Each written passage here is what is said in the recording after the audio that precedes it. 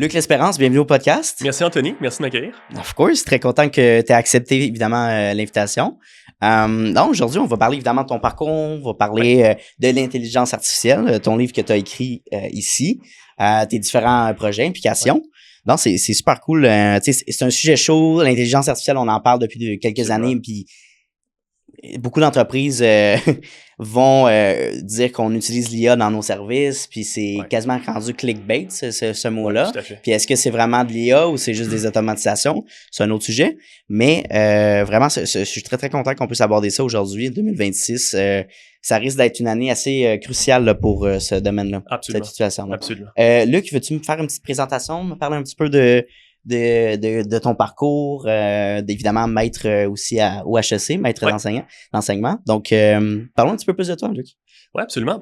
Encore une fois, merci de m'accueillir. Bien sûr. Écoute, j'ai commencé mon parcours, j'ai envie de dire, j'ai toujours été intéressé par le monde de l'IA, le monde de la robotique, de l'informatique. Donc, très jeune, j'ai appris à programmer. Et là, quand je suis très jeune, je recule quand même plusieurs années. Donc, pas mal dans les débuts que l'Internet a commencé à se populariser. Et donc, j'ai commencé dans l'univers du web.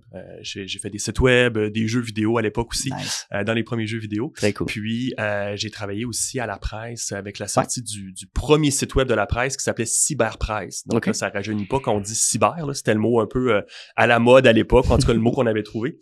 Et donc, parallèlement à ça, j'ai continué mes études, puis j'ai entamé une carrière de consultation. Donc, j'ai fait quasiment 15 ans en consultation, autant à Paris, ici au Canada, à Montréal notamment, à Toronto. Puis, j'ai eu ma pratique aussi au sein du cabinet Deloitte.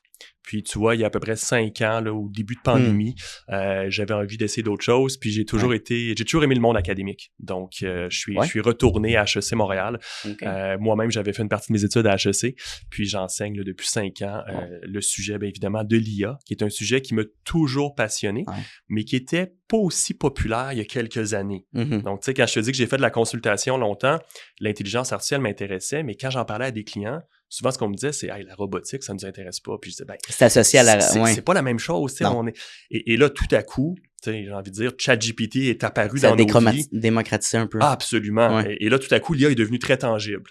Et là, on en parle énormément. C'est vrai. Donc, c'est un peu ma troisième carrière, ou en tout cas le troisième chapitre de ma carrière, a commencé un peu plus technique, donc vraiment programmeur, carrière de consultation, puis maintenant une carrière vraiment d'enseignant là, universitaire. C'est génial. Je vais prendre un petit parti de ce que tu m'as dit.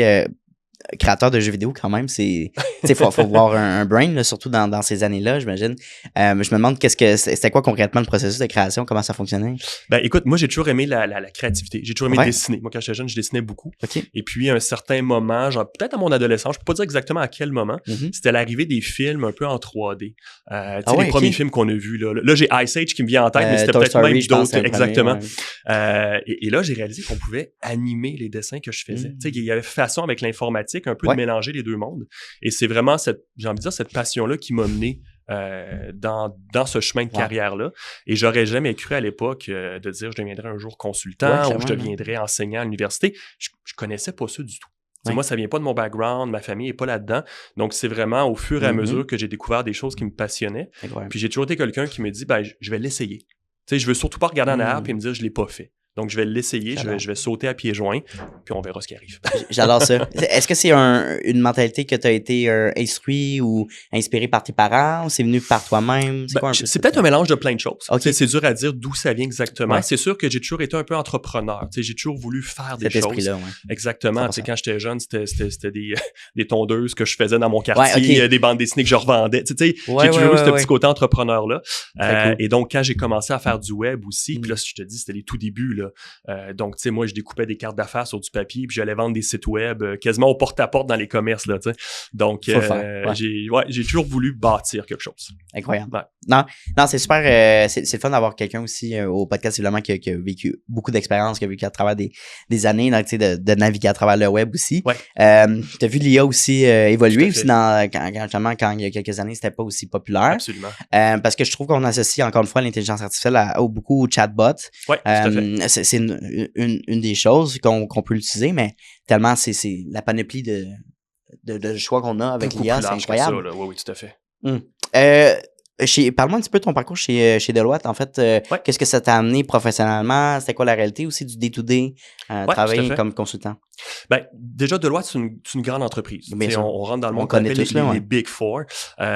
Donc, c'est des grandes boîtes qui ont beaucoup de connaissances, j'ai envie de dire, qui ont des structures aussi très, très larges. Donc, des boîtes mondiales, là, on parle de 400 000 employés et plus à travers le monde.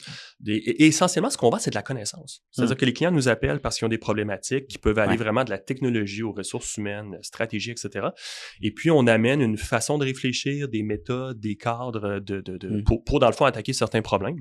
Et donc, ça a été des années très, très prenantes, mais très aussi, j'ai envie de dire, rewarding, tu sais, dans le sens où on apprend beaucoup dans ces entreprises-là. Et donc, j'ai eu ma pratique 5 ans chez Deloitte. Donc, j'étais responsable de ce qu'on appelait le futur du travail. Donc, qui est une pratique qui est plus large, évidemment, que l'IA, mais dans laquelle on s'intéressait à aider les organisations un peu à voir ce qui s'en vient. Puis ça a été super intéressant parce que, comme je te dis, pendant la pandémie, beaucoup de nos clients nous appelaient, puis il y avait plein de questions qui allaient dans tous les sens, allant de « j'ai-tu besoin d'un bureau? Qu'est-ce qui se passe? C'est quoi la nouvelle réalité? » tu sais? Et à travers tout ça, ben on voyait quand même, tu sais, moi, comme je te dis, l'IA m'a toujours passionné. Donc, c'est une trame de fond. On en parlait, mais ça restait assez théorique quand même. Et donc, je te dirais, j'ai eu 5 ans, dans le fond, chez Deloitte comme employé. Puis, je suis demeuré un consultant là, affilié à la firme qu'on appelle. Dans le fond, ça fait 5 ans depuis que j'ai quitté. Donc, bel environnement. On apprend beaucoup. On travaille fort. Ça, faut pas se le cacher. La vie de consultant est assez demandante. Oui, j'imagine. Mais ça ouvre un réseau. Ça permet vraiment là, d'aller chercher plusieurs... En tout cas, moi, ça m'a permis de me développer beaucoup dans ma carrière. Est-ce que, justement, ça t'a amené à aller travailler dans les bureaux physique s'il y en avait pour les entreprises, de vraiment main en la main. C'est un peu ça, le consultant qui s'en va prendre le pouls un peu de l'entreprise. Tout à fait. Puis ensuite, ton mandat, c'était de faire un portrait, de trouver évidemment, il amène une problématique ou un enjeu, puis après, c'est de trouver des différentes solutions, peut-être? Exactement. OK, parfait. Puis j'ai vécu ça avant aussi Deloitte, pendant 7 ans dans ma propre firme, là, dans le fond. Oui, donc, ça a été aussi une expérience de consultation où, j'ai envie de dire, tu as la chance de voir beaucoup d'organisations. Tu parles à beaucoup de gens, tu vois beaucoup de cultures différentes. Puis ça t'amène à toucher à plein de choses. Puis je le dis aujourd'hui comme enseignant à des étudiants à l'université, des fois qui me disent « Ah, j'aimerais peut-être ça. » Tu sais, je l'évalue. Je suis pas sûr où je m'en vais, mais c'est un choix qui m'intéresse. Parce que c'est souvent mystérieux, la consultation. Puis je leur dis, ben, il y a des pour et des contre, comme n'importe quoi dans la vie. Un des pour, c'est que si t'aimes la variété, tu vas toucher à plein de choses différentes.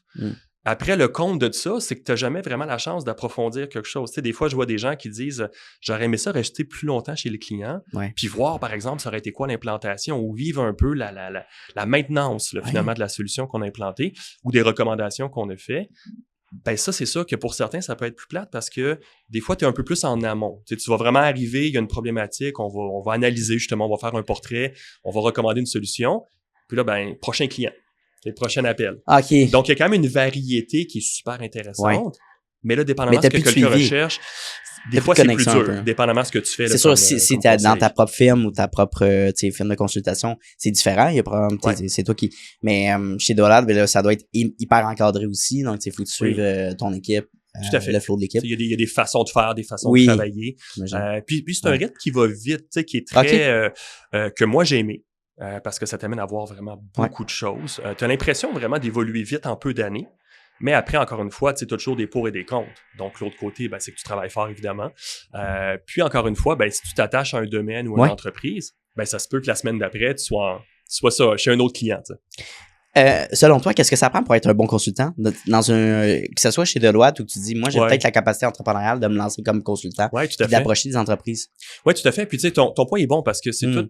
Tu sais, je pense qu'on parle de Deloitte parce que c'est ce que j'ai connu, mais c'est toutes des belles firmes qui embauchent des gens intelligents. Tu sais, je pense que ça prend vraiment un goût à la variété. Ça prend un esprit quand même où tu as envie de pousser un peu plus loin. Il faut vraiment que tu aimes résoudre des problématiques. Faut que tu acceptes de naviguer un petit peu dans l'incertitude parce qu'on n'a pas toujours les solutions. Puis je vais donner un exemple concret. Des fois, je parle avec des je veux dire des jeunes, tu sais, des gens qui terminent leur bac ou tu sais, leur maîtrise, puis qui me disent, j'ai un sentiment d'imposteur. Je suis qui, moi, pour aller donner des services conseils, tu sais, à un entrepreneur ou un PDG 100%, ou tu sais, quelqu'un qui a bâti sa business, ça fait 30 ans qu'il est là-dedans. Il y a pas une gêne un peu. C'est ça. Puis souvent, ce que je dis, c'est, c'est au-delà de toi, c'est-à-dire qu'il y a une structure, il y a une connaissance de la firme. Puis c'est un peu ça qu'on amène. Puis parfois, ce qu'on amène aussi, c'est justement cette lentille un peu externe. C'est-à-dire que tu as une façon différente de voir les problématiques, alors qu'une personne qui a trop les mains dedans, ça se peut qu'il ne voit plus vraiment tout ce qui peut être autour. Tu as un peu trop le nez sur la branche, comme on dit. Donc, il y a vraiment un côté de la consultation où tu vas aider parfois les gens à prendre du recul sur une situation. Donc, tu amènes des méthodes, tu amènes des outils, mais tu n'as pas toujours la solution à la fin. C'est sûr qu'il faut s'adapter à ces entreprises-là, mais c'est bien qu'on puisse mentionner les différents soft skills qui est nécessaire aussi. Tu m'as pas mentionné, est-ce qu'il y a un parcours scolaire qui est privilégié? Ouais. J'imagine qu'il y a un background académique qui est privilégié. Ben, c'est sûr que au niveau des compétences, je reviens sur ta question, tu parlais de soft skills, puis ça fait lien aussi vers le livre. En fait, c'est clair que on en a besoin beaucoup. La capacité à communiquer, la capacité à mobiliser des gens, parce que rapidement, tu vas être amené à parler avec beaucoup de gens différents, qui ont des réalités différentes. Ben oui. Une journée, tu vas parler à des gens en ressources humaines, le lendemain, à un groupe d'ingénieurs, des gens d'opérations, etc. Fait que c'est d'adapter, dans le fond, ton speech. Ce que tu dis, il faut que tu transformes tes mots si tu parles à un ingénieur ou un employé X. Là. Puis être capable de comprendre aussi, des fois, des éléments, comme faire preuve de résilience, comprendre la gestion de changement. C'est des sujets un peu plus soft. Mais qui sont super importants dans des contextes de transformation. C'est vrai. Donc, il y a un gros côté de soft skills. Puis un autre côté qui est un peu plus classique, là, c'est de dire, toutes peu importe ton parcours, mais tu sais, ce que tu vas étudier, ça peut être les mathématiques, ça peut être la business, l'ingénierie, etc. Après, je te dirais qu'en consultation, souvent, ce qu'on cherche, c'est quelqu'un qui est très bon d'un point de vue analytique. Qui est capable de jouer avec des chiffres, ou en tout cas qu'on lui donne certains paramètres, qui est capable de faire du sens, d'appliquer des méthodes. Et de l'autre côté, comme on dit, quand même des soft skills. Parce que veux pas, c'est un job qui est très social. Oui, exact.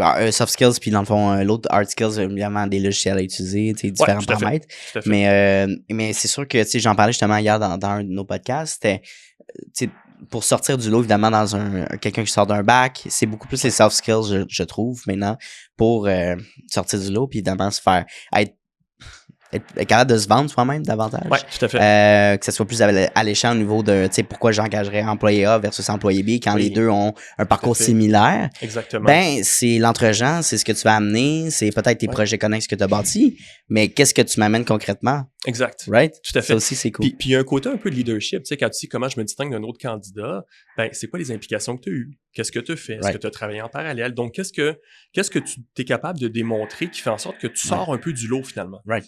OK. Excuse-moi, j'ai pris la gorgée en même temps. C'est correct. Parlons de ton livre concrètement. Oui, absolument. Pourquoi écrire un livre? Qu'est-ce que ça t'a amené? Et j'aime ça parler des gens qui viennent au podcast, du processus créatif aussi d'écrire un livre. Qu'est-ce qui rentre en compte? Donc, première question, pourquoi écrire ton livre, Luc, tout simplement? Oui, c'est une bonne question. C'est un projet que j'avais depuis très longtemps. J'ai toujours voulu écrire un livre. Comme on disait dans le monde de la consultation, des fois, ça va vite. J'avais pas vraiment le temps de me poser, en fait, pour écrire le livre. Alors que là, je suis dans une carrière académique où, ça fait partie de ma job de rédiger. Et donc, pour moi, c'était vraiment j'ai envie de dire un timing idéal. Et non seulement ça, mais le sujet de mon livre, qui est le sujet qui me passionne depuis toujours, tout à coup, il y a énormément d'engouement autour. Le même livre, il y a 5 ans, 10 ans, 15 ans, aurait peut-être pas trouvé autant écho, simplement parce que pour la plupart des gens, l'IA, c'est un peu de la science-fiction. On l'associe à des films, à des séries, etc. Alors que là, tout à coup, il y a un engouement incroyable, mais surtout, c'est tangible. Les gens l'utilisent de plus en plus, puis on réalise qu'il y a des impacts à l'IA. Et c'est un peu ça le but de mon livre, c'est de dire, prenons un pas de recul. C'est quoi ce phénomène-là de l'intelligence artificielle? Puis comment qu'on s'adapte à une technologie qui se développe tellement rapidement qu'on a toujours l'impression d'être en retard. Donc, pour moi, il y avait vraiment un alignement un peu des as de dire OK, c'est là que ça se passe. J'ai envie de sortir un livre maintenant. Puis j'ai envie de sortir un livre qui est pas technique, qui est pas compliqué, qui est un ouvrage qui permet à tout le monde, dans le fond, de comprendre qu'est-ce qui est en train de se passer autour de nous aujourd'hui. Oui. Qu'est-ce qui se passe, les changements évidemment sociétal en lien avec ça. Tout à fait. Puis non, c'est intéressant. Puis je pense que l'ouvrage aussi de travailler puis d'écrire un livre, ça t'amène un processus créatif qui est assez intéressant, mais de te développer toi aussi comme professionnel. Oui, tout à fait. Fait que parle-moi justement de l'écriture du livre concrètement. Là. En fait, c'est un peu comme n'importe quel projet, j'ai envie de dire. C'est vrai. Il faut se pousser, il faut le faire. Il faut choisir de le faire. Puis quand on choisit, des fois, ça veut dire qu'on sacrifie autre chose. Et donc, écrire le livre, ça se rajoute. Moi, j'ai parlé à beaucoup de collègues qui m'ont dit, écoute, écrire un livre, pour le prendre à la légère, il faut prendre off, ça prend 6 mois, 1 an, peu importe. Dans mon cas, ça s'est ajouté. parce que j'avais juste pas le temps de prendre off puis dire je vais écrire ça pendant un an, tu sais. Et donc je me suis lancé. Puis au début, tu sais, comme n'importe quoi, j'y allais un peu à tâtons, j'étais pas toujours satisfait de ce que j'écrivais. Puis un des enjeux que j'ai réalisé très vite, c'est que j'étais très critique avec moi-même. C'est-à-dire que je passais une soirée à écrire, le lendemain je relisais, puis là je réécrivais tout ce que j'avais écrit. Fait que j'avais l'impression un peu de tourner en rond, de jamais avancer suffisamment. Ouais. Et puis, il y a quelqu'un qui m'a donné un conseil, quelqu'un qui est un peu un mentor dans ma vie, qui me dit « Écris un chapitre, puis tant que t'as pas fini, ne reviens pas dessus. Tu sais, regarde pas en arrière, laisse-toi le temps d'avoir écrit ton chapitre au complet. » Puis ça a pris quand même une couple de mois parce que, tu sais, la vie continue pendant ce temps-là, la famille, la job, etc. Puis à un moment donné, je me suis dit « Hey, je me lance, puis je fais ça. Je me fais confiance. » Puis là, j'ai commencé à faire des pas un peu plus importants, j'ai envie de dire. Et puis, j'étais arrivé, tu vois, c'était un projet qui a duré à peu près un an. Donc, j'ai commencé à l'automne, tout l'hiver, j'étais arrivé à l'été. Et là, vraiment, je sentais que j'avais besoin là, de me dédier du temps pour avancer. Et à ce moment-là, dans le fond, je suis parti m'isoler pendant une semaine. Wow. Vraiment en mode chalet. Okay. Et il n'y avait pas de loisir, je peux te le dire tout de suite. Là. Je suis parti avec mon vélo, je pense que j'ai fait une sortie. J'ai écrit du matin au soir. Le but, c'était de ne pas avoir de distraction, dans le fond? Exact. Le syndrome de la... Excuse-moi, vas-y. Non, c'est intéressant. J'allais dire, j'ai 2 jeunes enfants aussi. Fait que, tu sais, veux pas, c'est difficile. Ouais, c'est ça. Il y a toujours des distractions. T'sais. Oui, 100%. Mais je me demande, évidemment, le syndrome de la page blanche classique. Est-ce que justement, dans l'écriture, ça t'est déjà arrivé? T'as dû te remettre écoute, des choses? Ou? Pas tant la page blanche. Non, okay. Peut-être plus des remises en question. Puis là, ça dépend peut-être évidemment des gens. Tu sais. Dans mon cas, à moi, ça faisait tellement longtemps que j'avais envie d'écrire. Puis c'est un sujet sur lequel je baigne du matin au soir. Tu sais, moi, je lis sur l'IA du matin au soir. J'écoute des podcasts sur l'IA. Je fais que ça. Je fais de la recherche sur l'IA. J'écris des cas sur l'IA. J'enseigne. Tu sais, tu comprends, ma vie tourne autour de ça. Et donc, j'avais plein d'idées que je voulais prendre le temps de mettre sur papier. Puis j'avais jamais le temps. Et donc, quand finalement j'étais capable de me libérer des plages pour écrire, c'est comme si je n'avais trop. Fait que c'était pas tant la page blanche que de dire « OK, c'est-tu le bon narratif? Je devrais-tu revenir en arrière? Ce chapitre-là va-tu avant lui finalement? » Parce que j'y vais plus en détail, moins en détail. Exactement. C'est la remise en question, que ça soit concis. En même temps, peut-être que, tu sais, sinon ça va être un livre qui va être extrêmement long. Ben oui. Donc, tu veux que ça soit peut-être concis, c'est une bonne... j'ai même pas regardé, là, mais tu sais, c'est une bonne taille, c'est une bonne épaisseur. Ouais. Visuellement, c'est imagé aussi. Oui, beaucoup de graphiques. C'est vraiment un ouvrage de vulgarisation. Ouais. Le but, c'est que monsieur, madame, tout le monde, que ce soit un étudiant, que ce soit un professionnel, un gestionnaire, peu importe, n'importe qui se dise « OK, l'IA, je n'entends pas mal parler. Je suis pas sûr vraiment de comprendre. Tu sais, ça commence, ça finit où? Puis qu'est-ce que je fais par rapport à ça? »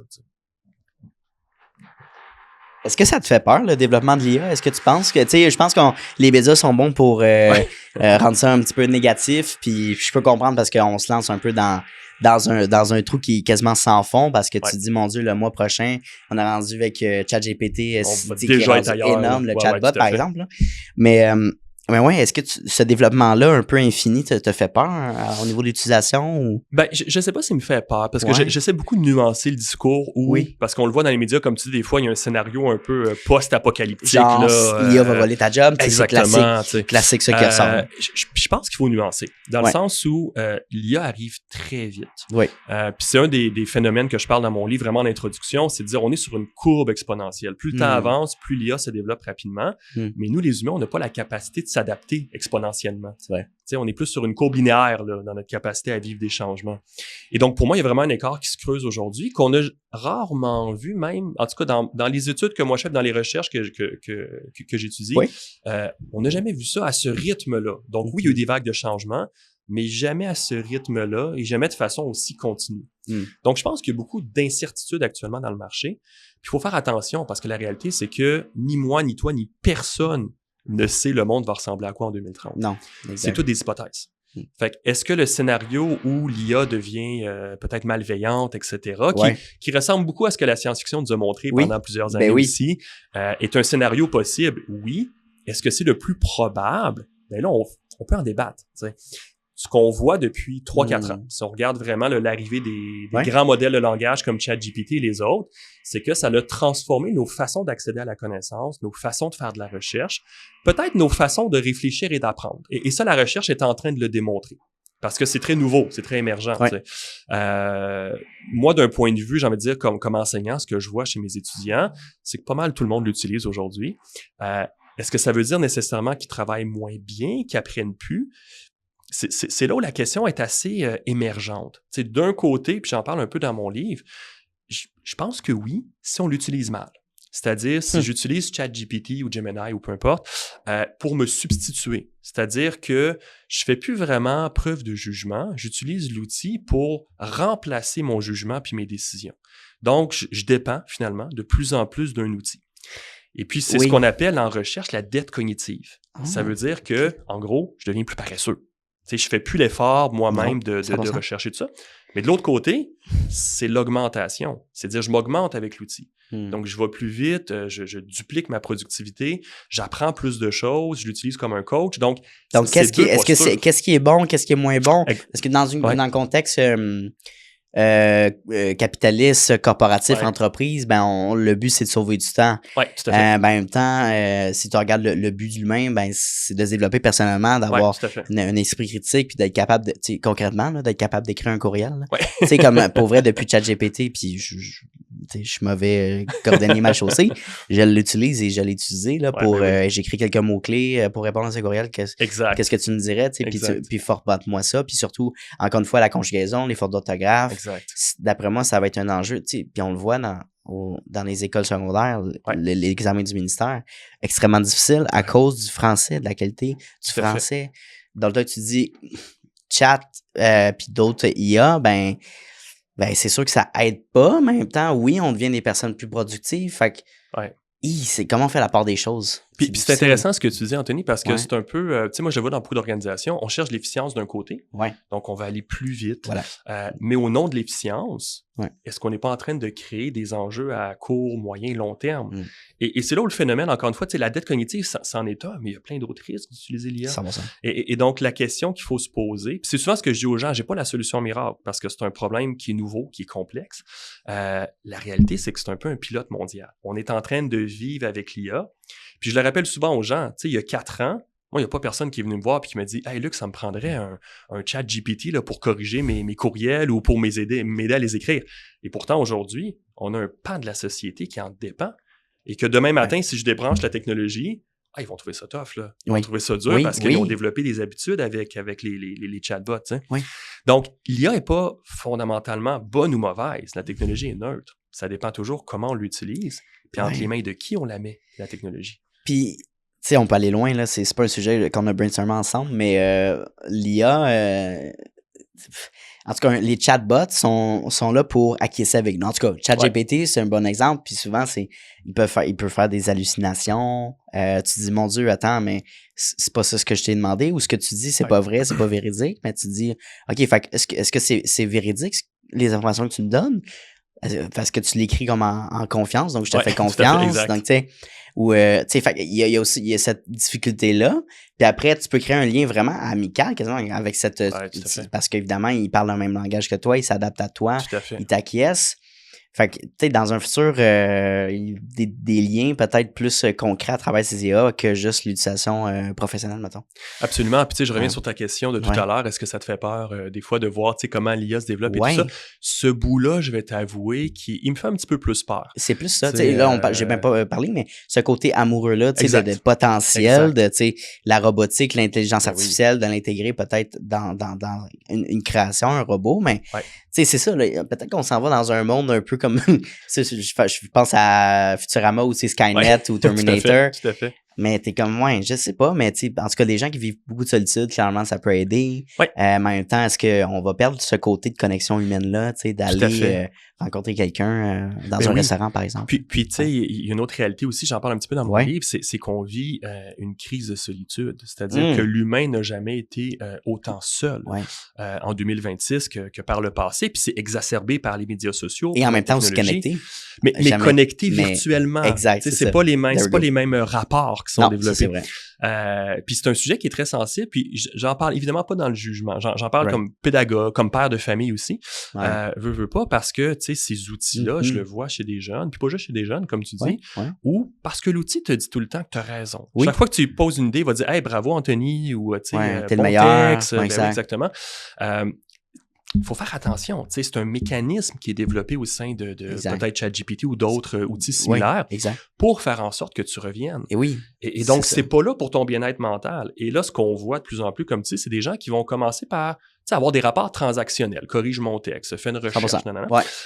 Et tout à coup, ben là, on va commencer à dire bonjour, à dire merci, et à avoir plus une conversation intime. Et là, on voit qu'il se crée des rapports des fois, puis je suis pas en train de dire encore une fois que c'est bon ou pas bon. Puis la recherche, en fait, à ce jour, ce qu'elle dit, c'est que l'illusion d'empathie a les mêmes effets que l'empathie humaine. Puis là, ça amène à plein de questions philosophiques, parce qu'on pourrait débattre, on pourrait dire, c'est quoi de l'empathie humaine? Est-ce que nous-mêmes, on est conscients? On est qui pour dire, juger de la conscience? 100%. Donc, ça amène plein de questions philosophiques qui vont au-delà de la technologie. Par contre, ce qu'on se rend compte, c'est que, le fait de développer des rapports avec des machines fait en sorte qu'on pense différemment, qu'on réfléchit différemment, qu'on ne crée plus les mêmes rapports avec les humains. Puis c'est dur de créer des rapports avec des humains. C'est complexe, un humain. Ça a des émotions, etc. Alors qu'une machine qui nous dit toujours qu'on a raison, qu'on est dans la bonne direction, qu'on fait les bonnes choses, ça peut devenir très rassurant, très réconfortant. Et ça, j'ai envie de dire, c'est une nouveauté là, dans l'histoire de l'humain. Ça fait longtemps que la science-fiction en parle, mais là, on est c'est là. Concrètement. Exactement. C'est en train de se passer. J'ai pas vécu l'arrivée de l'Internet. Je suis né dedans avec l'Internet dans mes mains. Puis c'est un peu la réalité, mais probablement que toi, tu as vu la transition. Fait que ça a dû être un changement incroyable de vers wow, OK, là, on s'en va dans un autre monde. Puis là, nous, peut-être, c'est ça, notre génération, c'est clairement c'est l'intelligence artificielle puis les chatbots, parce que dans notre poche, on peut avoir accès à, avec Google, on l'avait, là, mais là, c'est encore plus instantanément, puis rapidement, puis détaillé. Oui, tout à fait. Puis je vais faire un saut sur mon prochain sujet, qui est justement l'utilisation de l'IA à travers les études supérieures, mais on peut parler aussi niveau primaire, secondaire. Fait que, évidemment, tu es enseignant au HEC. Tu enseignes ça à tes étudiants. Les étudiants doivent aussi utiliser quand même l'IA dans leur cours. Je tiens à faire une petite parenthèse. Je fais aussi, comme tu sais, je fais mon bac à l'UQAM en admin. Puis j'ai mon cours de technologie d'affaires. Puis justement, le professeur, le sujet de ses travaux, c'était de nous apprendre à bien utiliser ces IA-là. Donc, c'est pour faire, mettons, travaux de numéro 3, utiliser chat dans telle fonctionnalité. Fait que ça, je trouvais ça bien parce qu'il l'intégrait. Il savait très bien que les étudiants allaient l'utiliser, mais maintenant, utilise ces paramètres-là pour optimiser ton utilisation de chat, puis on va t'évaluer comme ça. Exact. Là, j'étais comme, OK, c'est quand même sharp. T'as bien pensé, professeur. Mais oui, mais je me demande, au niveau, dans ton contexte de cours, comment tu abordes ça, l'utilisation de l'IA? C'est sûr que j'enseigne à tous les niveaux universitaires. Fait qu'on va pas l'aborder de la même façon, disons, au MBA qu'on va l'aborder au bac. OK, c'est sûr. J'ai en tout cas, moi, ma posture par rapport à l'IA, puis là, c'est sûr que je suis très biaisé en disant ça parce que c'est mon sujet, c'est ce que j'enseigne. Mais HEC nous permet beaucoup d'expérimenter, puis dans le fond, de présenter l'IA aux étudiants, autant dans l'utilisation que pour avoir une réflexion critique sur l'IA. Parce que ce qu'on veut surtout pas, c'est former des gens qui vont sortir d'un bac, d'une maîtrise, d'un MBA, peu importe, qui ne sauront pas utiliser l'IA. Parce que la nouvelle réalité, c'est celle-là. Après savoir utiliser l'IA, ça veut-tu dire écrire les bons prompts ou avoir du jugement critique par rapport aux résultats qu'on obtient? Et c'est là où, évidemment, je penche pour le deuxième. Donc, dans les cours que j'enseigne, puis c'est des cours qui tournent autour de l'intelligence artificielle, donc forcément, moi, je fais tester différentes IA à mes étudiants. On présente les résultats, on en parle. Dans certains travaux pratiques, c'est même pas le résultat qui est évalué, c'est le chemin pour se rendre au résultat. C'est comment tu as prompté avec la machine. Qu'est-ce que tu as challengé? Pourquoi tu as obtenu tel résultat? Es-tu capable de l'expliquer? T'sais? Donc, c'est vraiment d'avoir un pas de recul sur l'utilisation qu'on fait de l'IA.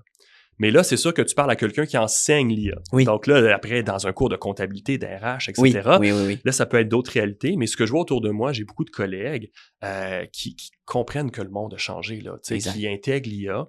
On n'a pas toujours les réponses, mais clairement, l'IA ne va pas revenir en arrière. Donc, pour moi, c'est important, puis c'est ce que je dis à mes étudiants, c'est pas utiliser-le pas, c'est pas correct. Non, faut être capable de l'utiliser. Demain matin, en entreprise, on va s'attendre à ce que tu l'utilises, mais on s'attend à ce que tu l'utilises bien, puis que tu comprennes que l'IA, comme tu disais, des fois, elle hallucine, elle dit pas toujours la vérité, elle dit ce qui est le plus probable basé sur un entraînement. Tu sais. Quand tu vas être rendu sur le marché du travail, que tu sois à ton compte ou dans une entreprise, il faut que tu comprennes justement, pas juste écrire quelques phrases puis poser la question. Là. Vraiment, justement, comment bien écrire un prompt, c'est une des choses hyper importantes. l'utilisation aussi de ça, l'esprit critique, analyser les réponses, dire est-ce que, tu sais, puis vérifier si l'information qu'il t'a donnée c'est bien ou Tout à c'est fait. biaisé. Exact. Tu sais, c'est vraiment prendre le temps d'analyser parce que si tu prends tel quel, il y a tellement d'erreurs possibles, potentielles. Donc, tu sais, mais, tu sais, puis encore une fois, de dire que, tu sais, l'IA, par exemple, un professeur qui disait, tu sais, je bannis l'utilisation de l'IA parce que c'est comme du plagiat, donc je vais aller chercher peut-être un vérificateur en ligne. Tout à fait. Tu sais, dans le sens, tu peux pas, tu sais, mettre de côté cette utilisation. L'IA va toujours être là. Ça va pas partir, elle va évoluer probablement, ça va changer, mais elle va toujours être là, puis les étudiants vont comme quand l'Internet est sorti, probablement que bon, les enseignants se disaient on veut pas vous utiliser, c'est trop facile, là que c'était facile, aller à la bibliothèque, tu sais. Fait que c'est un peu un cycle qui revient, mais je pense que les bons enseignants vont dire écoute, on va adapter nos évaluations en conséquence. C'est un peu ça. Tu sais, parce que ça sert à rien de bloquer l'utilisation, il va toujours avoir un moyen de contre-détecter. On ne reviendra pas en arrière. Puis souvent, ce que je rappelle aux gens, c'est, tu sais, l'IA que tu utilises aujourd'hui, c'est la pire version que tu vas utiliser pour le restant de ta vie. Tu sais, ça fait que quand tu prends cette perspective-là, il faut que tu te dises, hey, ça va juste accélérer. Est-ce que moi, je veux manquer le bateau finalement ou est-ce que je veux m'adapter? Peut-être bâtir un peu l'avion en plein vol parce qu'on ne connaît pas toutes où ça nous amène, etc. Et je suis pas en train de dire parce que ChatGPT sort une nouvelle fonctionnalité que nécessairement ça fait sens et qu'il faut l'utiliser. Encore une fois, il faut garder du recul, mais ça va tout, pour l'instant, du monde dans une courbe qui s'accélère. Puis rien nous indique que ça va ralentir parce que on assiste à une course effrénée de géants technologiques. Il y a aussi, derrière, il y a une dimension géopolitique là, qui est absolument pas négligeable au développement de l'IA. Donc, pour l'instant, ça va pas ralentir. Là où, à ton point, tu sais, je vais me faire l'avocat du diable même par rapport à ce que moi, je dis moi-même, c'est que certaines évaluations académiques, on veut évaluer des choses précises. Si je veux évaluer ta capacité à rédiger une dissertation, par exemple, c'est sûr qu'à un moment donné, il faut que je te fasse écrire. C'est là où des étudiants, des fois, sont pas contents parce qu'on revient sur des méthodes un peu traditionnelles, papier, crayon, dans une salle. Ça dépend vraiment de ce qu'on veut évaluer.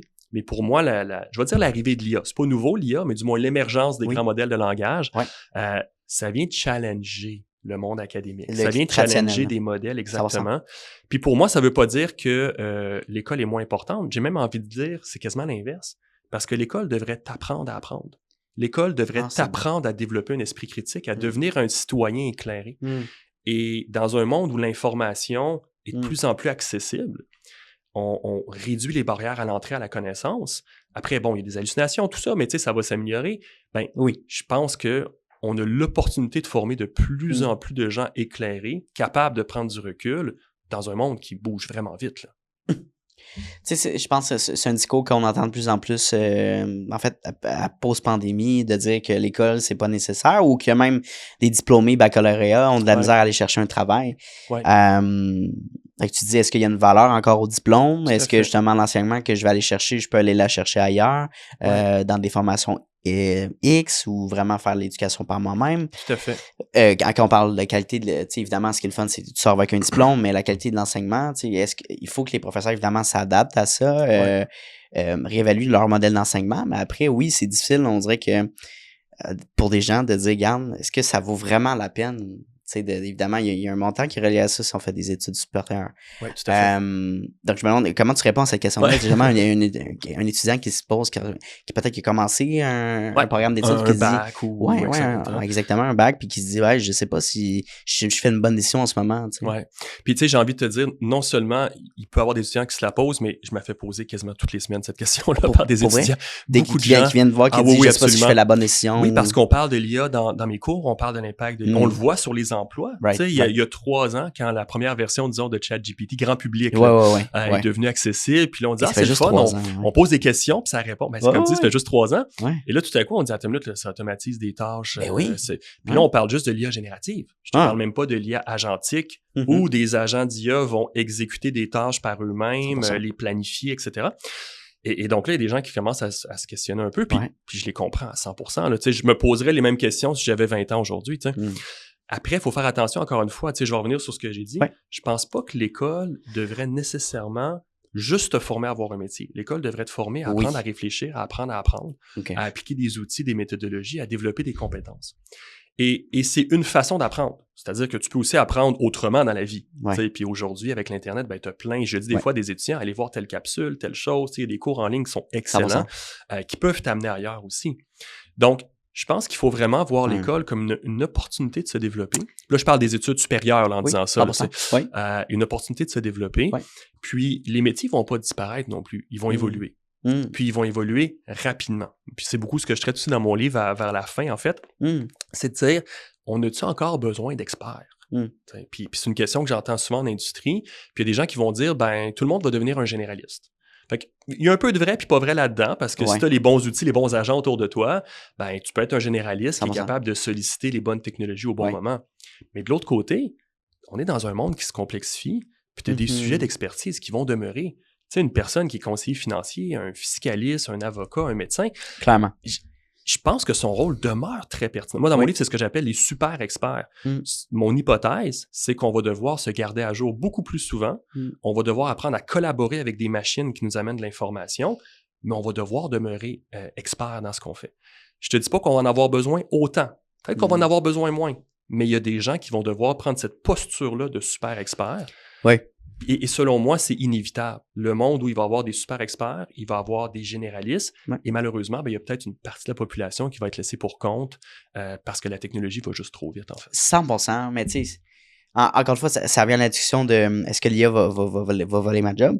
Puis c'est très fondé là, comme question, là, je comprends absolument, mais en réalité, si tu vois qu'une utilisation d'une IA peut être très intéressante dans ton poste, puis tu l'amènes dans ton peur, tu te dis, mon Dieu, ça serait le fun qu'on applique ça. Tu amènes une vague d'innovation dans l'entreprise, puis tu continues à surfer, puis à t'instruire, puis à l'utiliser.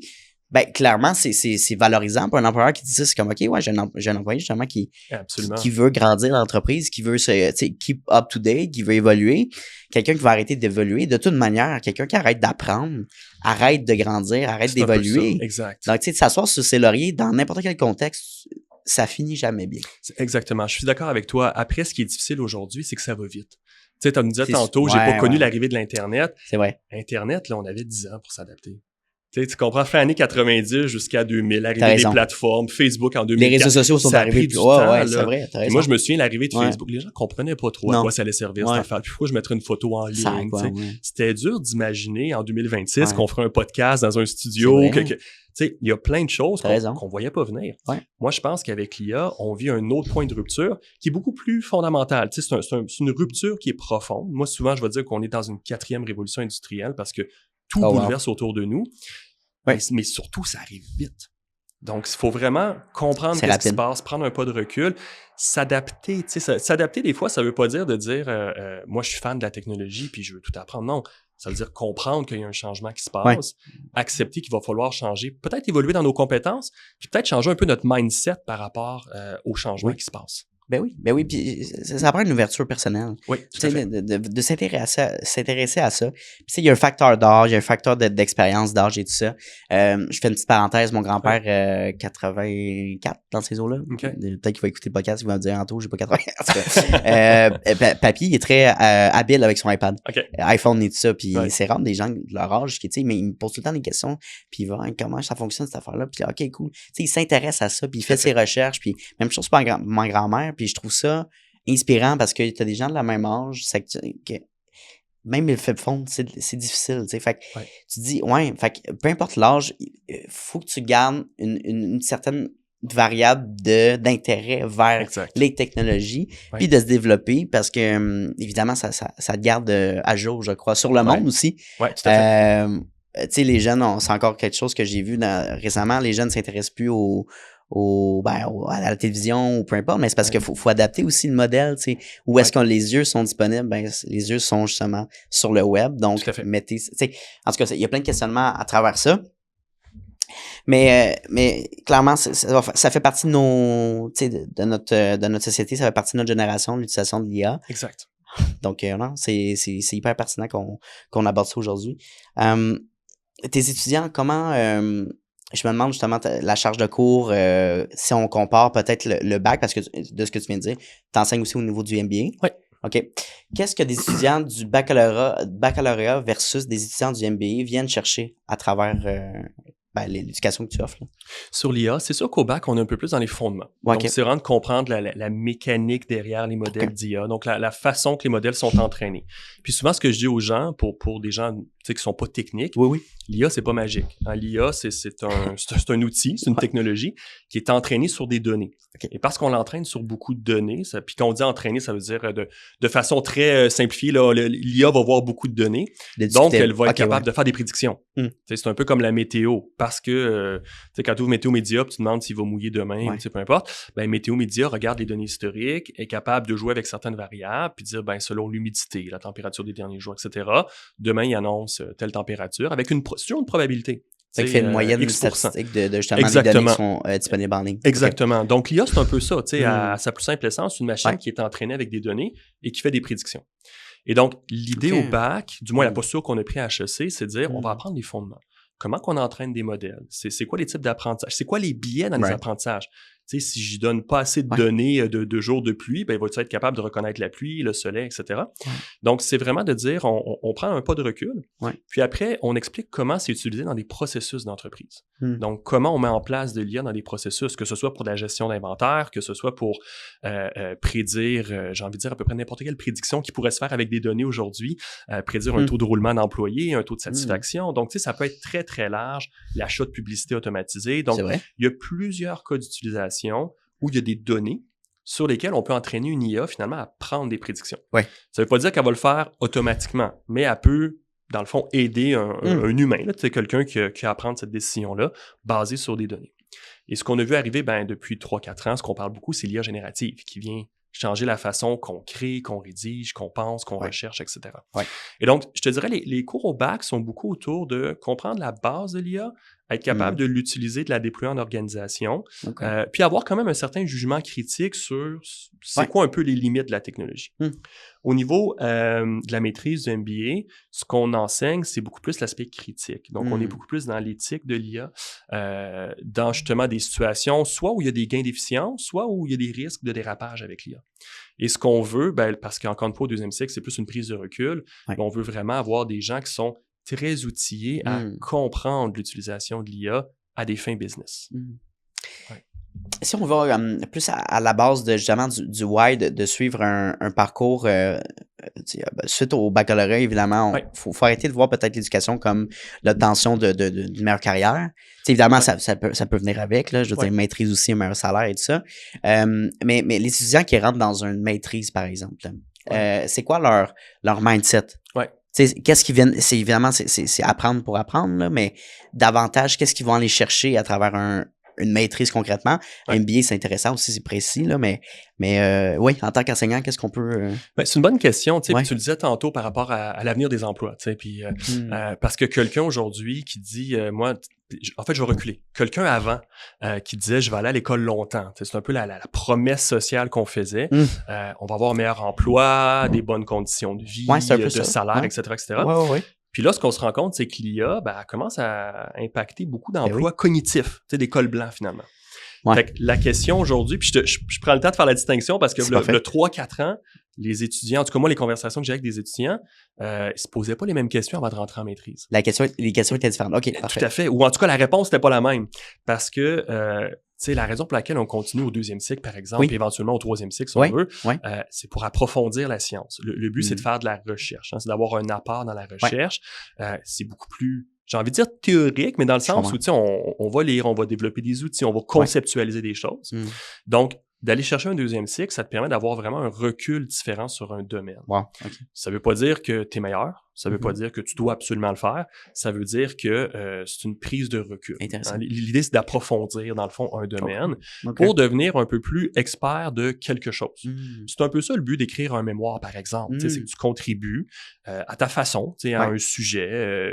typiquement, idéalement, qui n'aurait jamais été développé. Là, donc, c'est une petite brique dans le mur là, que tu viens ajouter. Puis évidemment, quelqu'un qui continue puis dit hey, « moi, j'aime ça la recherche, puis je vais en faire un doctorat, puis poursuivre une carrière académique. » Ben là, évidemment, tu vas contribuer un petit peu plus parce que ta job va justement être de dire on fait de la recherche dans un domaine.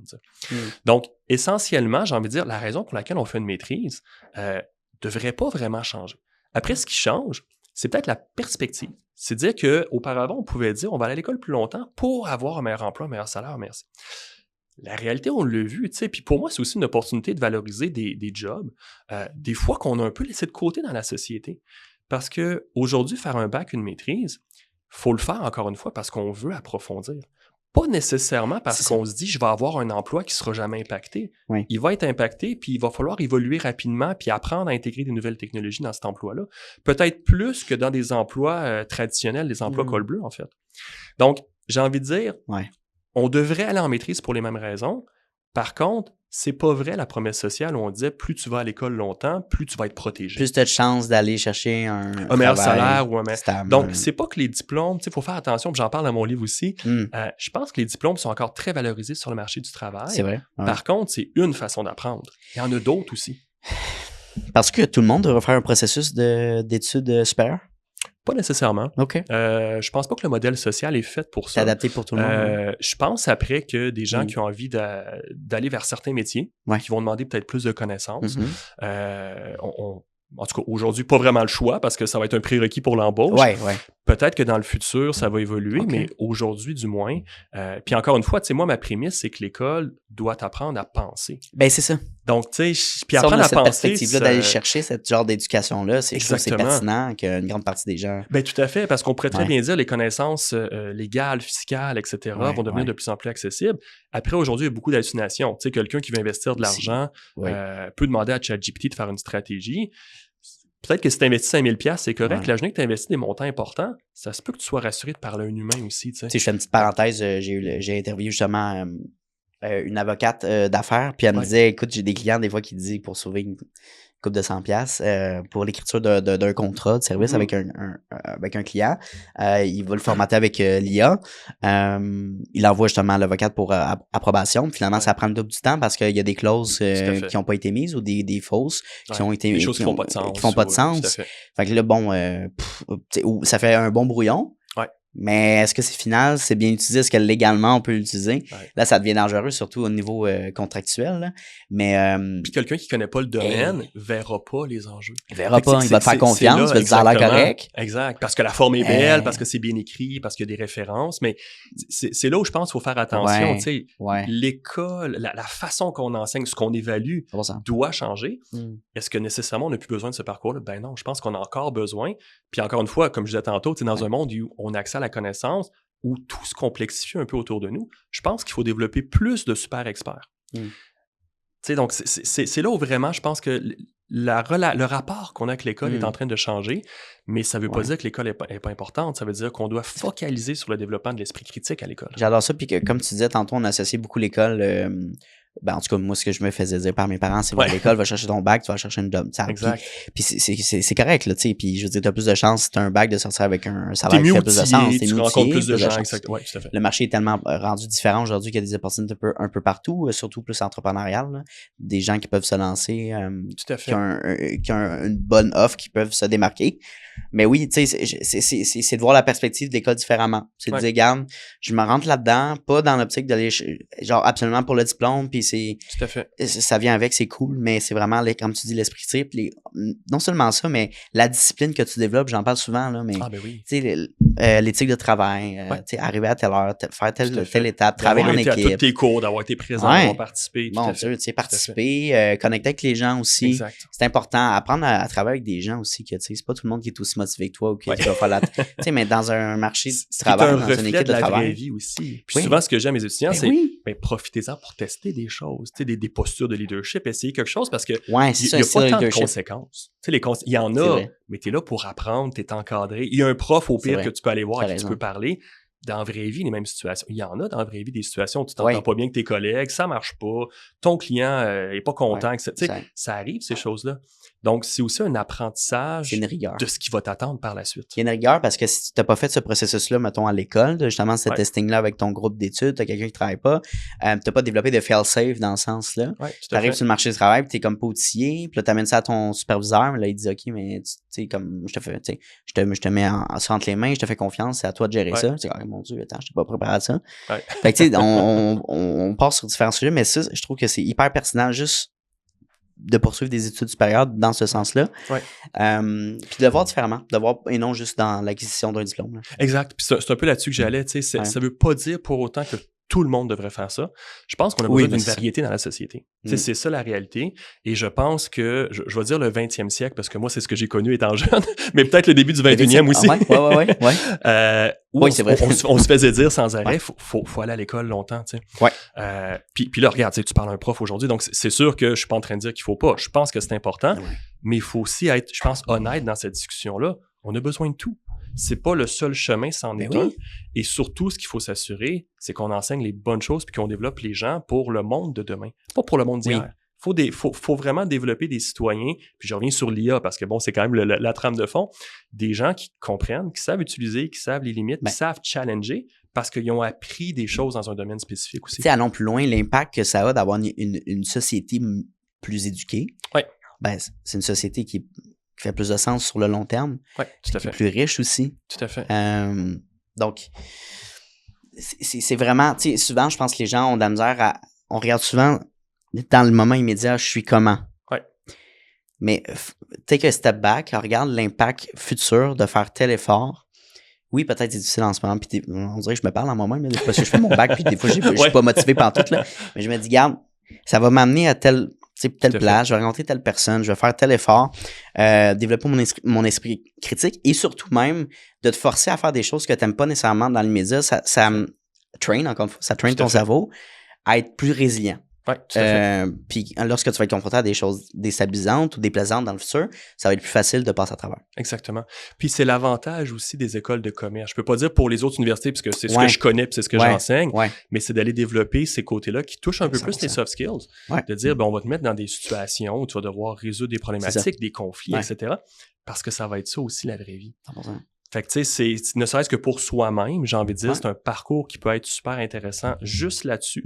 Mais après, bien évidemment, le but, c'est, dans une école de commerce, ça, c'est d'étudier la comptabilité, le marketing, la finance, la technologie, tu sais. Donc, il y a différents chemins.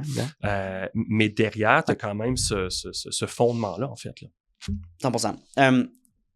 C'est bien, on parle de l'école en bien. Souvent, c'est les podcasts, on parle malheureusement en mal de l'éducation. Mais il faut nuancer. Il faut nuancer justement l'objectif qu'on va aller chercher avec notre éducation. Puis l'éducation, dans le sens, c'est une méthode d'enseignement. Comme on a dit, l'université, c'est une manière d'apprendre qui est setée de cette manière-là. Mais après, les livres, c'est une méthode d'enseignement. Les audiobooks, même chose, les podcasts, tu sais. Exact. C'est une forme d'éducation. De parler avec quelqu'un, c'est une forme d'information que tu viens aller chercher. Mais du moment qu'on arrête de faire ça, ben, clairement, l'humain arrête on en a parlé, arrête de se développer. Donc, il faut s'efforcer à lire et à en apprendre davantage à travers notre temps. C'est pas vrai qu'après ton bac, tu arrêtes d'étudier ou tu arrêtes d'apprendre. Ça marche pas de même. Il faut que tu t'intéresses au monde. Là. C'est un peu là où quand tu disais le diplôme, pour faire attention, c'est pas juste d'aller chercher un diplôme qui dit « Hey, je suis capable ou j'ai réussi. » C'est ça. C'est plus que ça. Puis ton point est bon, je le disais un petit peu tout à l'heure, il y a plein de façons d'apprendre dans la vie aujourd'hui. On a accès à beaucoup plus d'informations qu'on avait accès avant. Tu sais, des gens intelligents, moi, j'en ai rencontré avec, sans diplôme, tu sais, peu importe. Là. Donc, tu sais, c'est une façon de t'amener plus loin. Puis dans un monde, bien évidemment, qui se complexifie, qui bouge vite, on est en train d'adapter l'école à cette réalité-là aussi. Puis l'IA, tu sais, c'est sûr que comment, si on se projette dans 5-10 ans, là, même c'est loin là, pour l'IA, là, il y a tellement de changements qui vont être faits, mais ce qui va rester, d'après moi, c'est vraiment l'aspect humain.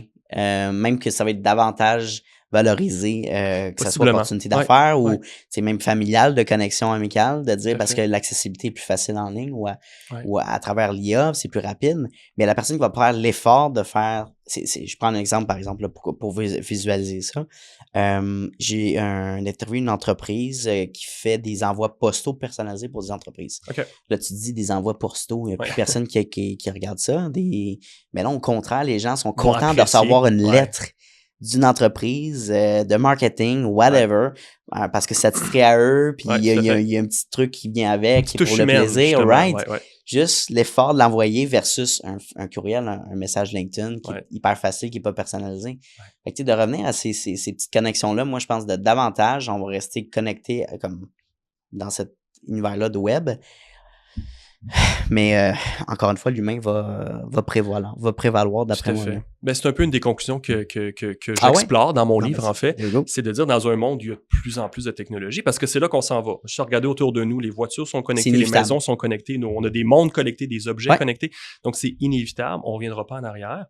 Possiblement qu'il y a des gens qui vont dire, hey, j'aimerais ça des fois avoir une pause, la technologie. Tu sais, j'aimerais ça des fois sentir que puis quand je dis technologie, c'est aussi l'IA qui nous écoute, c'est la surveillance, c'est une compagnie qui capture nos données. Tu sais, donc, c'est pas juste de dire je veux plus de technologie, c'est de dire j'aimerais ça des fois sentir que tu sais, j'ai le droit d'être libre finalement. Tu sais.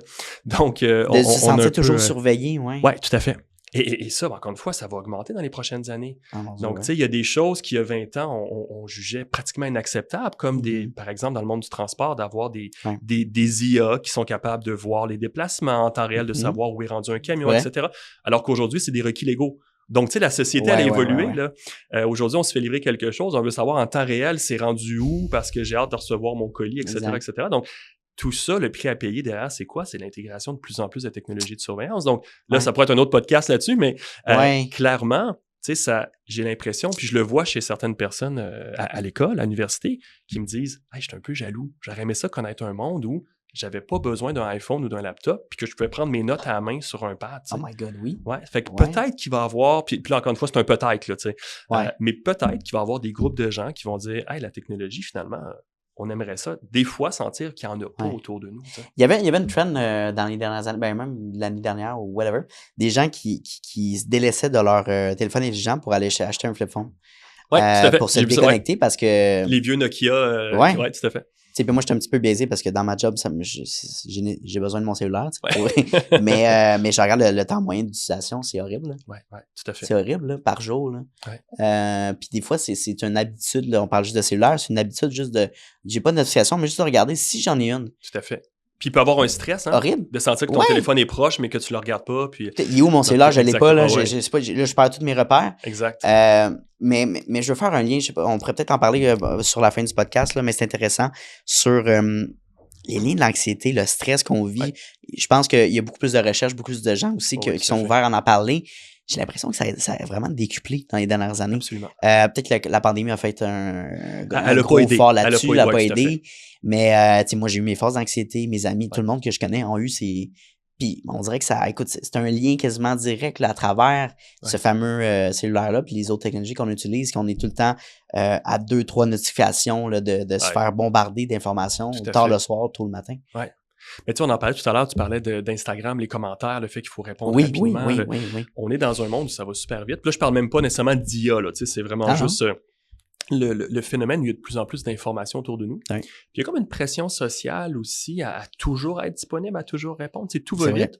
Chose que des générations d'auparavant n'ont pas connue. Tu sais, il y a des générations qui punchaient out à 5 heures, puis littéralement, tu étais en dehors du travail. Il y avait une séparation, tu sais. Le travail, c'est un lieu. Tu sais, puis c'est là la pandémie a challengé des choses parce que les gens disaient retour au travail, tu sais, mais le travail n'a pas arrêté pendant la pandémie. Là, il a continué chez vous. T'sais. Exact. Fait qu'on allait au travail ou on allait chez nous. Il y avait une séparation claire. Aujourd'hui, il n'y en a plus vraiment. En tout cas, pour bien des gens, là, pas pour tout le monde, mais pour beaucoup de métiers, il n'y en a plus.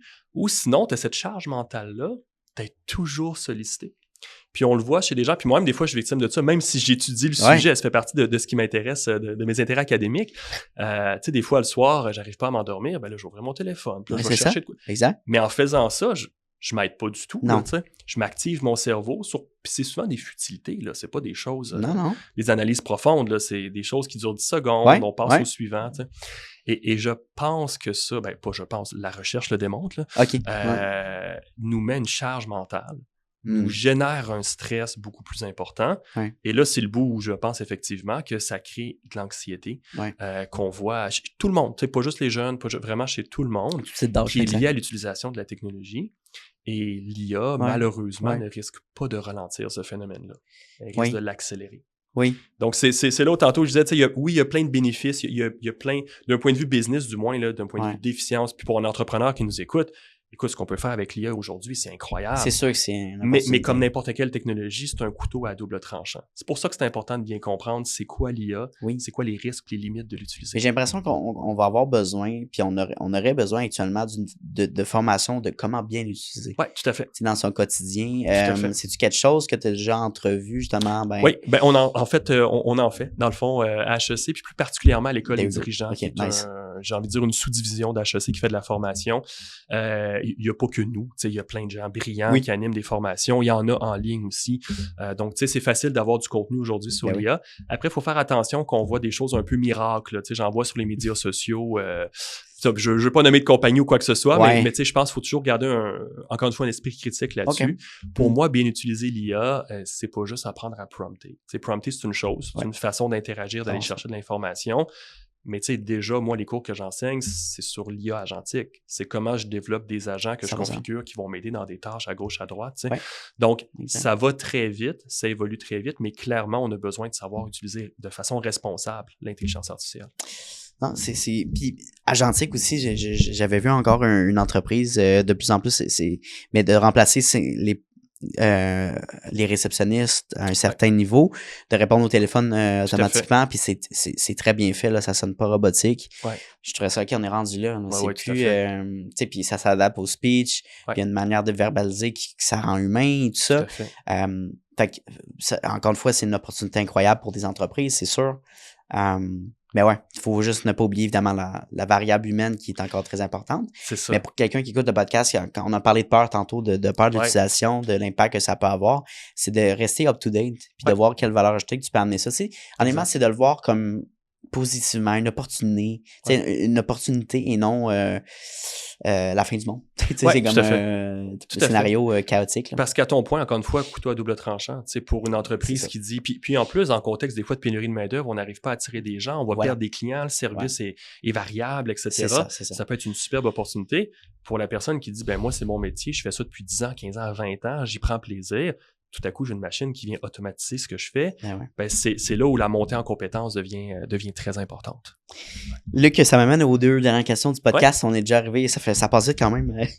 Des questions que j'avais déjà posées dans notre rencontre préparatoire.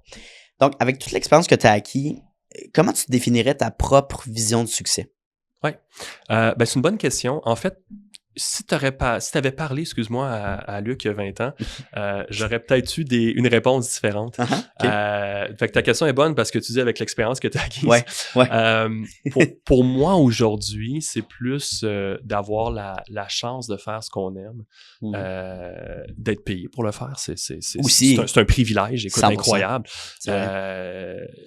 Puis d'avoir un certain équilibre à travers des sphères de la vie. Je te dis que ma réponse aurait changé parce qu'il y a 20 ans, j'étais un petit peu plus carriériste. Je voulais plus pousser ma carrière. J'avais comme des cases à cocher. J'en ai coché quelques-unes. Donc là-dessus, je pense que je peux quand même donner une petite tape dans le dos. Ceci étant dit, pour moi aujourd'hui, c'est plus de trouver un équilibre entre des sphères importantes dans la vie. Oui, la carrière, mais pas à n'importe quel prix. La famille aussi. Comme je te disais tantôt, moi j'ai 2 enfants, j'adore jouer au soccer avec eux. On a fait du ski le week-end dernier. C'est cool. C'est d'avoir des moments de famille aussi. Puis c'est tellement un beau succès aussi. Je pense que d'avoir le temps avec sa famille. Oui, tout à fait. Puis c'est peut-être aussi un changement générationnel dans le sens où les générations avant la mienne, peut-être avaient tendance à avoir... Tu sais, la carrière prenait beaucoup de place. Oui. Puis on tassait les obstacles au nom de la carrière. Puis je te dis pas que je l'ai pas fait. J'ai travaillé beaucoup d'heures dans mes premières années. Puis tu sais, j'avais des choses que je voulais atteindre. En vieillissant ou en mûrissant ou un mélange des deux. Pour moi, c'est plus d'avoir un certain équilibre aussi. Puis, tu sais, je vais rajouter là-dessus la santé mentale, la santé physique aussi. D'avoir du temps pour soi, du temps pour prendre du recul, du temps pour s'entraîner. Peu importe ce que tu fais qui te permet d'avoir du sens, qui te permet, tout à fait. Pour moi, ça, c'est important. Puis l'entraînement vient des fois avec un cercle social, avec des amis. Donc, d'avoir une vie qui est complète. J'ai envie de te dire, pour moi, le succès, c'est beaucoup plus ça aujourd'hui. Il y a le concept, on connaît tous là, de l'équilibre de vie. L'équilibre de vie, il y a beaucoup d'entrepreneurs qui me disent, moi, je crois pas ça. Mais il y en a au contraire qui vont dire, oui, mais j'ai créé ma propre équilibre. Dans le sens que peut-être que moi, c'est de travailler 60 heures par semaine, puis je sais pas, je travaille de ma passion, j'adore ça. Donc, je vois pas les heures passer, mais je suis capable d'avoir des barèmes, justement, de temps fixe avec ma famille, mes enfants et tout ça. Donc, je me sens épanoui là-dedans. Il y en a d'autres que non. Moi, c'est pas plus que 30 heures. Puis, tu sais, justement, je mets plus de temps avec ma famille. Peut-être j'ai un sideline, tu sais, qui m'amène du bonheur, du plaisir, que justement, je suis allumé quand je reviens à la maison avec mes enfants, tu sais. Puis cet équilibre-là, à ton point, je pense qu'il est propre à chacun. Ben, c'est ça. Ça C'est subjectif à chacun. évolue dans une vie. Pour moi, c'est sain que ça évolue. Que ce soit avec ma conjointe aussi aujourd'hui, d'avoir des moments à soi, de permettre à l'autre de vivre des projets. Moi, ma conjointe est super sportive, elle s'entraîne énormément. Donc, d'y libérer du temps pour vivre, c'est ce qui est important aussi pour elle. Donc, pour moi, c'est vraiment d'avoir cet équilibre-là. Je pense que quelqu'un qui est... C'est pas un jugement, je vais le ramener sur moi, mais qui est juste all-in sur une chose... c'est bien. Par contre, ça peut être dangereux à certains moments de la vie. Il peut y avoir des regrets qui se créent avec le temps. Et moi, c'est ce que j'ai appris à travers les années, en fait. C'est de lâcher prise sur certaines choses, d'accepter que je ferai peut-être pas tous les podcasts, j'aurais peut-être pas rédigé tous les livres que j'aurais voulu rédiger, mais que c'est correct. Parce qu'à côté, tu as eu la chance de vivre d'autres choses aussi. Oui. C'est correct, justement, c'est nécessaire de faire des sacrifices sur certaines choses dans notre vie pour... Tu sais, dire, je sais pas, mon entraînement, c'est très important pour moi parce que j'ai besoin de me réguler, d'aller sortir le méchant, d'aller faire un petit peu de tapis roulant puis des poids parce que j'ai besoin de ça dans ma semaine, 3 fois par semaine, whatever. J'avais quelque chose de prévu, j'ai annulé ça parce que c'est important pour moi.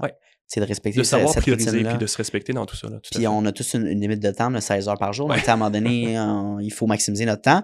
Il y a des choses qu'il faut apprendre à dire non, mais ça peut être très difficile aussi. Très difficile, Mais oui, l'équilibre de vie, c'est propre à chacun, mais c'est tellement important. Puis tu sais, j'aime ça visualiser ça de la manière suivante.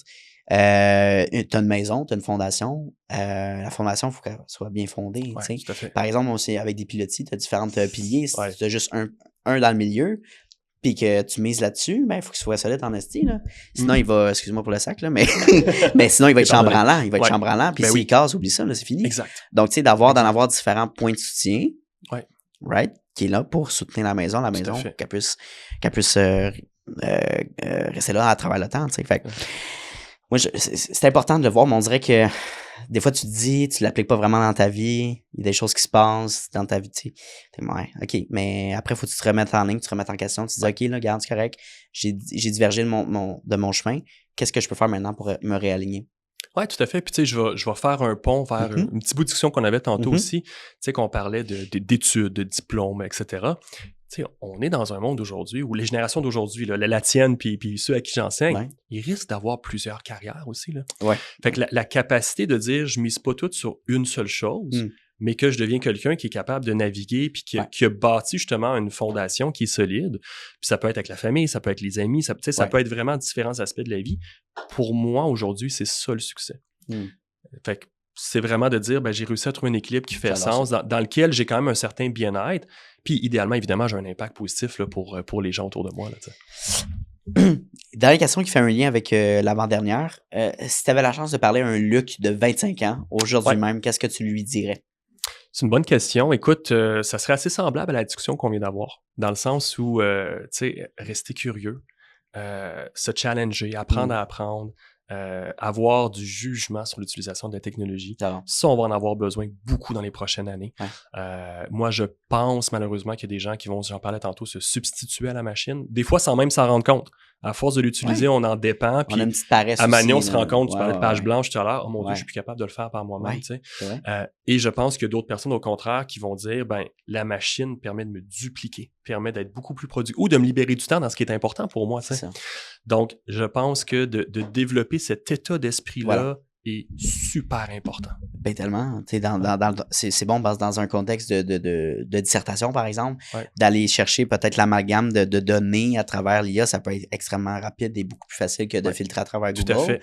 Donc, tu sais, d'utiliser, puis après, OK, tu prends des parties, tu commences à écrire ton texte. Moi, je trouve, tu sais, en réalité, pourquoi on fait un bac aussi ou un programme d'études, c'est de se pratiquer à faire ces efforts-là. Tu sais, je veux dire, sinon, pourquoi tu fais l'effort d'aller dans un baccalauréat si tu utilises 100% de l'IA? Donc, c'est oui de l'utiliser, mais de la bonne manière. Et non juste de mettre notre cerveau à côté puis de le mettre dans le chat GPT. Tu sais, souvent, il y a beaucoup d'étudiants, malheureusement, qui font ça parce que c'est vrai que c'est facile. C'est plus facile de faire ça. Mais encore une fois, pourquoi on fait ça? C'est de voir l'objectif derrière ça. C'est de pourquoi tu fais ton parcours universitaire. Exactement. Fait que j'espère qu'on a pu inspirer beaucoup de gens aujourd'hui, des jeunes qui nous écoutent, c'est du 25-35 ans environ, donc c'est des jeunes qui vivent actuellement ce qu'on parle. Puis l'IA, bien évidemment, ça va faire partie de nos vies, pour le restant de nos vies. Absolument. J'espère que tu as aimé ton expérience aujourd'hui. Une petite entrevue décontractée. J'ai appris à te connaître davantage, puis j'aime bien la personne que j'ai devant moi. C'est excellent. Un grand merci, Anthony, pour l'invitation. Merci beaucoup. Au plaisir.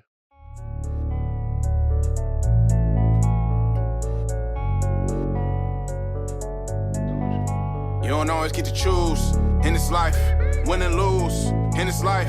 But I'ma prove in this life, we can move in this life.